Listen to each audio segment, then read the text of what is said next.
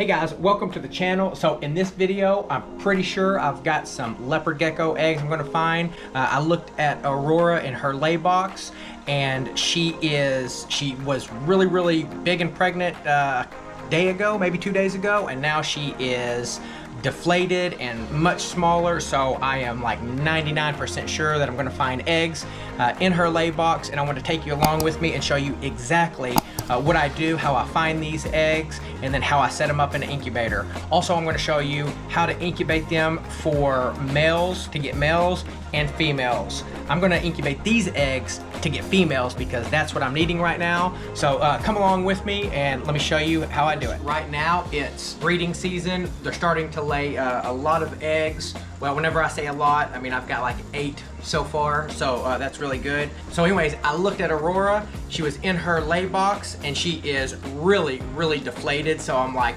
there's got to be eggs in here. I mean, if there's not eggs in here, I'm going to be completely shocked. Who knows though, but she's really skinny. Let me pull her out, because just yesterday she was really big and plump, and I thought, okay, she's going to be laying anytime she is due. She is a white and yellow tangerine eclipse, and she is het for Trimper albino. But anyways, she looks pretty deflated, much smaller. Her tail is a lot thinner, so I mean, of course I'm feeding her up. She's got plenty of mealworms. She has got to have laid eggs because look how thin she is. So let me put her back in her enclosure.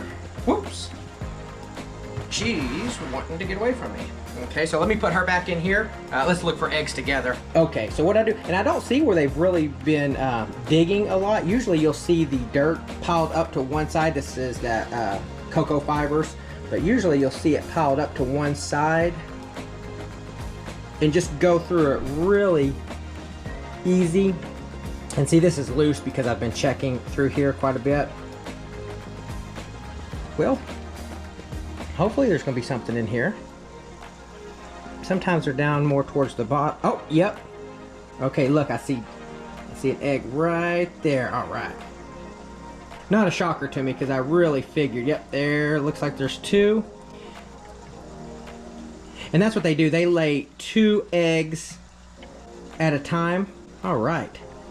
So there they are. They were buried almost to the very bottom of this. This substrate in here is pretty deep, and I keep it moist because if you don't, the eggs will get shriveled up if you don't get them within the first little bit.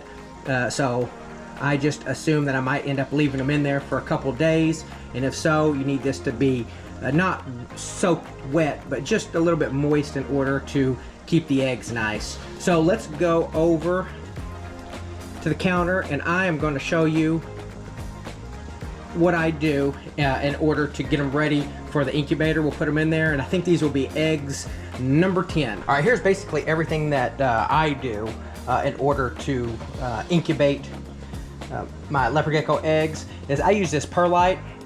Some people use vermiculite, but whenever they hatch out, it sticks to them a whole lot more and a little harder to clean off. So I prefer this. I get these little containers at Dollar Tree. So you pay $1.25 and you get 3 of them. I'm not exactly sure what size they are, but they're not that big. I mean, you see, they're just like that. It's all you need. And there's no real measurements or science to it. You just coat the bottom like this, you know, where you've got a layer of it. And what you're trying to do is just hold moisture in here and let the eggs have a place to sit where they won't roll over. And they have a little bit of humidity. And then I take a little bit of water, and typically I'm not that great at this, so I always put too much in. So right here, that's a half a cup of water to this. You don't want water pooling up at the bottom, you know, where it's just soak a little bit more.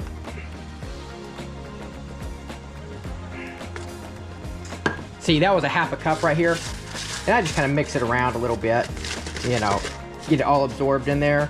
And then I usually make a couple little spots like this for the egg. And then now let's get these eggs out. And you want to be careful not to rotate them. You want to keep them in the same orientation that they've been laid. Now, if they laid them last night you know, less than 24 hours and they roll. It's not a big deal. Some people say it's not a big deal at all, but I want to be safe instead of sorry, because I want all these to hatch, all these gals to hatch.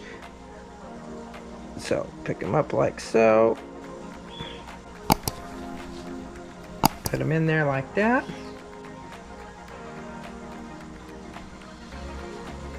Put that one there like that. And that's exactly what you want to do. I put the name of the female, which is Aurora, and then I put who she bred with, that's Apollo, and I put the date that I discovered the eggs, and that's 4/29, and then they should be hatching. I'm going to incubate these at 80 degrees. Oh, I'm going to put that on here too, 80 degrees. They should come out in about 60 days, so that's going to be 6/28. And I'll tell you, let me show you how I get that.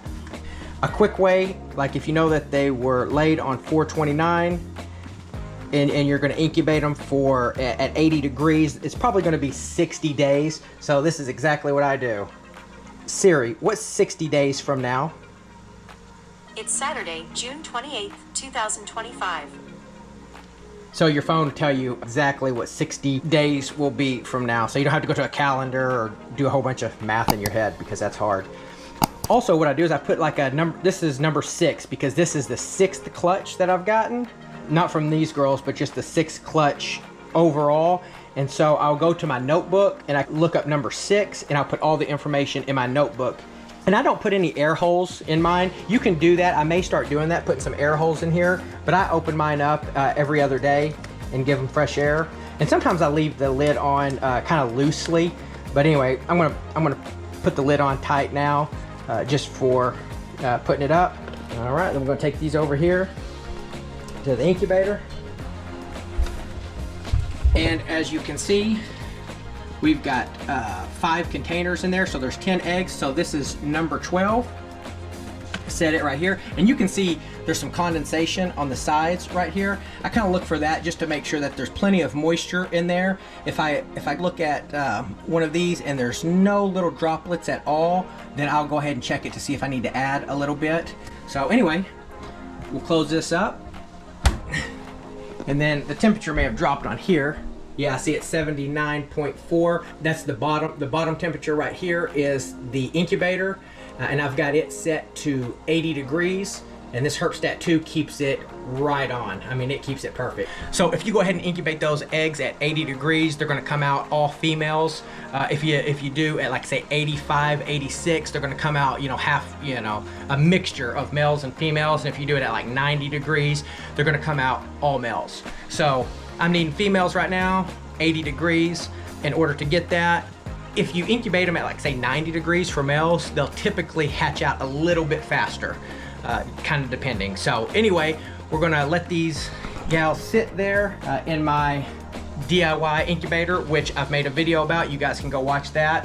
And then I also made a video on all my breedings and who I paired with who. So you can go back and take a look at that if you would like. It's a really good video. So anyways, guys, thanks so much for watching. We're gonna have little babies in about 60 days from now. Actually a little bit sooner, because we've had some lay, 4 weeks ago, a month ago. So we're already into it. I cannot wait to start showing you guys some babies. And so anyways, subscribe so that you can see those videos when they come out, and I'll see you in the next video.